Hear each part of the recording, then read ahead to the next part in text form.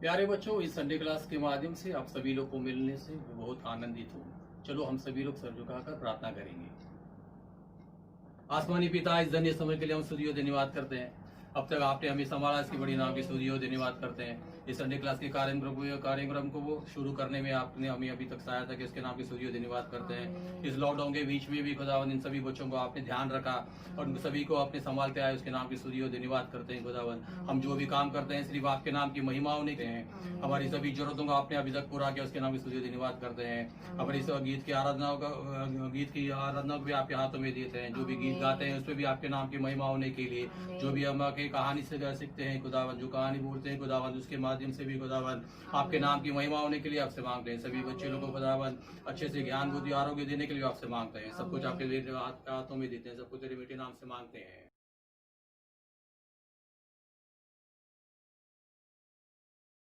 यीशु मेरे साथ, क्रिस्त यीशु मेरे साथ, वो मेरा सहायक अंत तक है। यीशु मेरे साथ, क्रिस्त यीशु मेरे साथ, वो मेरा सहायक अंत तक है। जब मैं कमजोर हूँ साथ देता है, उसका अनुग्रह मेरे लिए काफी है। जब मैं कमजोर हूँ साथ देता है, उसका अनुग्रह मेरे लिए काफी है। यीशु मेरे साथ, क्रिस्त यीशु मेरे साथ, वो मेरा सहायक अंत तक है। यीशु मेरे साथ, क्रिस्त यीशु मेरे साथ, वो मेरा सहायक अंत तक है। मैं चिंतित नहीं होगा, डरूंगा नहीं, मार्गदर्शन करेगा यीशु सर्वदा। मैं चिंतित नहीं होगा, डरूंगा नहीं, मार्गदर्शन करेगा यीशु सर्वदा। यीशु मेरे साथ, क्रिस्त यीशु मेरे साथ, वो मेरा सहायक अंत तक है। यीशु मेरे साथ, क्रिस्त यीशु मेरे साथ, वो मेरा सहायक अंत तक है।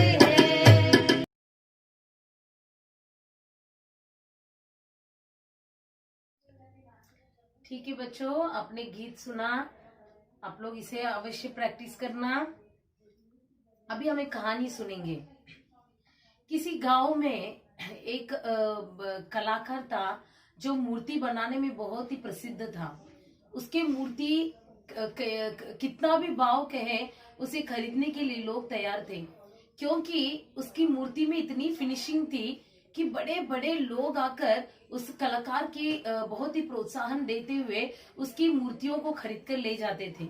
वो उतनी ही प्रसिद्ध कलाकार जो था, उसका एक बेटा था जो बचपन से ही उसकी कामों में वो भी आकर वहां पर बैठा रहता था। छोटे से ही पिताजी का काम में वो भी साथ देते हुए वो भी थोड़े दिन में उस पिताजी का काम भी सीख गया। वो पिताजी का मदद करने लगा। जैसे ही पिताजी उसको प्रोत्साहन देते हुए उस काम में जैसे उसको प्रशिक्षण देते गए, वो उसे सीखते गया और उसमें ही निपुण बनते गया। थोड़ा अब उम्र छोटी थी, तो वो पिताजी का पिताजी जो कहते थे उसे वो करता था। लेकिन जब जैसे बढ़ते वो खुद ही अपने ही दिमाग से कुछ मूर्तियों को खोदने लगा और कुछ बनाने लगा। लेकिन पिता के सलाह के बिना, पिता के अनुमति के बिना वो कुछ नहीं कर पाता था, क्योंकि वो पिताजी के हाथों के तले था। पिताजी उसको कैसा मूर्ति खोदना है, किस प्रकार मूर्ति बनाना है, ये सब पिताजी की सलाह से ही वो बना रहा था और सीख रहा था। लेकिन जैसे जवान लड़का हो गया, उसको लगा कि मैं तो छोटे से ही मेरे पिताजी का ये काम मैं सीखते आ रहा हूँ। मैं तो अभी अच्छा एक कलाकार बन गया हूँ। मैं कितना भी चाहे मैं अच्छा मूर्ति मेरे पिताजी के समान मैं भी बना सकता हूँ। ऐसे सोचते हुए वो मन में एक दिन सोचा कि मैं जो मूर्ति बनाऊंगा उसे अपने पिताजी के पास मुझे जाकर फिनिशिंग के लिए हर बार दिखाना पड़ता है, और मेरे पिताजी बार बार जब भी फिनिशिंग करने के लिए आते हैं तो कुछ ना कुछ कमी बताते रहते हैं। ये लेकिन अभी मैं क्या करूंगा, मैं तो पिताजी का बात मैंने सब कुछ सीख लिया है, अभी मुझे जाकर मेरे पिताजी से सलाह लेने की जरूरत नहीं है। इसलिए एक दिन उसने अपने मन में सोचा, मैं जो मूर्ति बनाता हूँ ये भी मेरे पिताजी के समान ही है, फिनिशिंग बहुत अच्छा है और मैं भी एक प्रसिद्ध कलाकार बन जाऊंगा। इस विचार से वो अपना जो खोदा हुआ मूर्ति, बनाया हुआ मूर्ति को ले जाकर अपने पिताजी के सामने रखा। लेकिन पिताजी ने कहा, बेटा इसमें एक कमी जरूर है, यदि तुम उसको ठीक कर दोगे तो ये पूरी तरह से ये मूर्ति फिनिश हो जाएगा। इसके मन में बहुत गुस्सा आया। इसने सोचा मैं कितना भी अच्छा बनाऊं लेकिन मेरा पिताजी कुछ ना कुछ कमी निकालते ही रहते हैं, कभी मेरे बारे में कभी कहते नहीं है कि तुम्हारा मूर्ति परफेक्ट बना है। अब उसने एक दिन सोचा कि अब भी अगर मेरे पिताजी मेरे बनाए हुए मूर्ति का कोई कमी निकाले तो जरूर मैं कुछ ना कुछ उनसे कहकर निकलूंगा। सोचते हुए उसने एक बड़ा एक पॉलिटिकल लीडर का एक मूर्ति बनाने का काम उसे मिला। तो उसने उसे बहुत अच्छी तरह से बहुत दिन रात मेहनत करके ये विचार से उसने उस मूर्ति को बनाया कि मेरे पिताजी जो है वो एक बहुत बड़ा प्रसिद्ध कलाकार है, उसके सामने मैं एक प्रसिद्ध उनका बेटा बनकर इस मूर्ति को उनके सामने रखूंगा और कोई कमी इस मूर्ति में नहीं होना चाहिए। इस विचार से वो बड़े कड़ी मेहनत करते हुए उस मूर्ति को बनाया। सब बना के होने के बाद उसने सोचा अभी इसमें कोई कमी नहीं है, पूरी तरह से फिनिशिंग हो चुका है, ऐसा सोचकर अपने पिताजी के सामने जाकर रख दिया। लेकिन पिताजी ने उसे ऊपर से नीचे तक देखा और कहा कि बेटा इसमें जो है ये तुमने जो नाक में जो शेप दिया है ये थोड़ा और अच्छी तरह से देते तो इसमें बहुत अच्छा लुक आएगा बोलकर एक कमी बताया। तो इस बेटे को बहुत गुस्सा आ गया। उसने कहा, पिताजी मैं कब से मैं आपके हाथों के नीचे बचपन से मैं काम कर रहा हूँ, लेकिन जब भी मैं आपके सामने कोई मूर्ति बनाकर लाता हूँ तो आप जरूर कुछ कमी बताते ही हो, आप जानबूझकर बताते हो या मुझे सताने के लिए ऐसा करते हो। तो उसने कहा कि बेटा तुझे भी मैं और भी बहुत बड़ा प्रसिद्ध कलाकार बनाना चाहता हूँ। वो कहने लगा, नहीं पिताजी मुझे आपकी सलाह की जरूरत नहीं है, मैं जो कर रहा हूँ ये सही कर रहा हूँ, मुझे अभी फिनिशिंग आ गया है। इस सोच से पिताजी को डांट कर उस कमरे से वो निकल गया।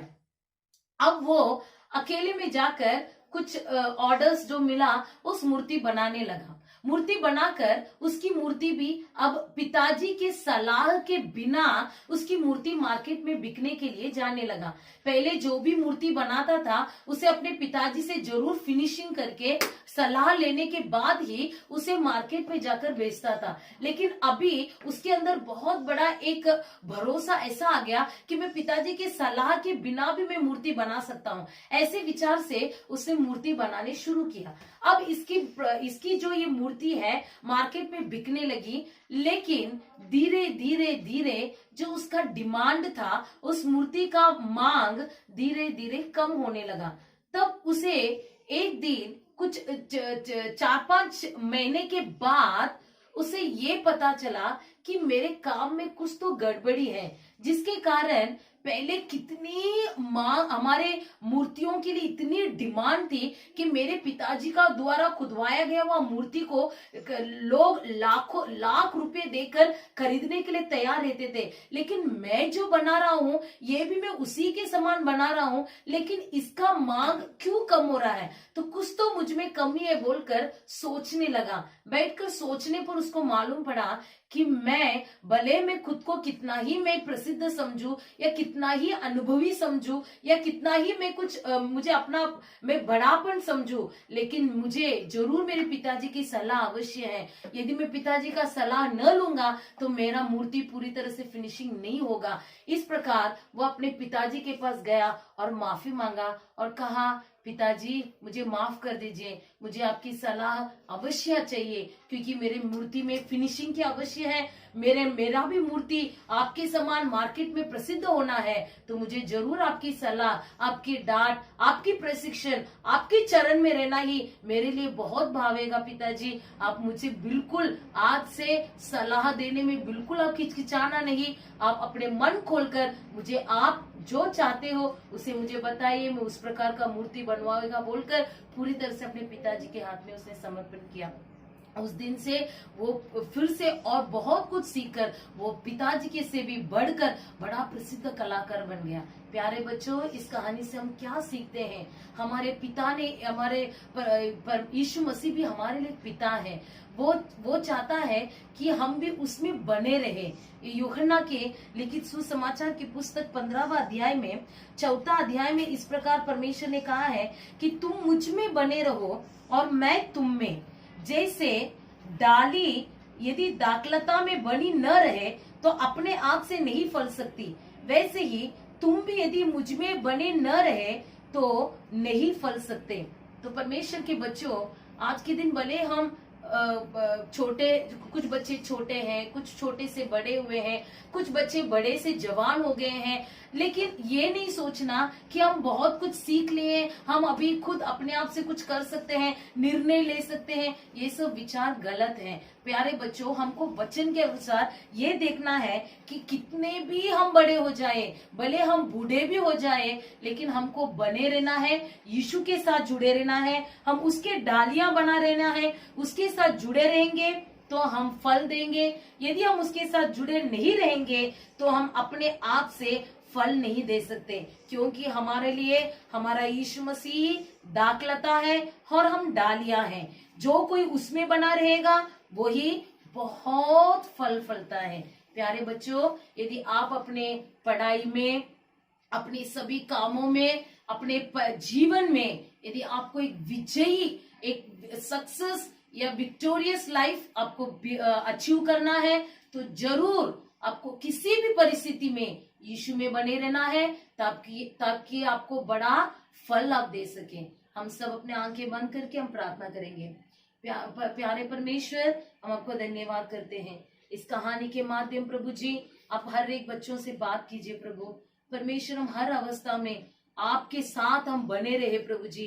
प्रभु यीशु, आप अच्छे दाखलता है प्रभु, हम आपकी डालियां हैं प्रभु जी। हर एक बच्चे आपकी डालियां बने प्रभु, हर बच्चे आपके साथ जुड़े रहे प्रभु, आप में ही बने रहे प्रभु, और बहुत फल लाए प्रभु जी। आप जो चाहते हैं वैसे फल लाने के लिए, आत्मिक रीति से आशीर्वाद पाने के लिए प्रभु जी परमेश्वर, आप हर एक बच्चों को अपने हाथों में लेकर इस्तेमाल करने के लिए आपसे विनती करते प्रभु जी परमेश्वर। आपको धन्यवाद करते हैं पवित्र शास्त्र की मनन करने में, पवित्र शास्त्र के वचन को पढ़ने में प्रभु जी एक अच्छा उत्साहित मन दीजिए प्रभु। उसे कोई अन्य काम न समझते हुए उसमें बहुत अच्छे मन लगाकर उसे पढ़ने में, उसके अर्थ को समझकर उसके अनुसार चलने के लिए आप हर एक बच्चों का अगुवाई कीजिए प्रभु। हर एक बच्चे आप में बने रहे और प्रभु बहुत फल लाए।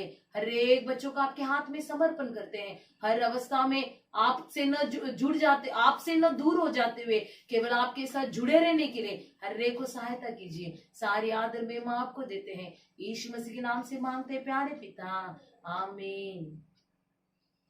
परमेश्वर आप सबको आशीष करें।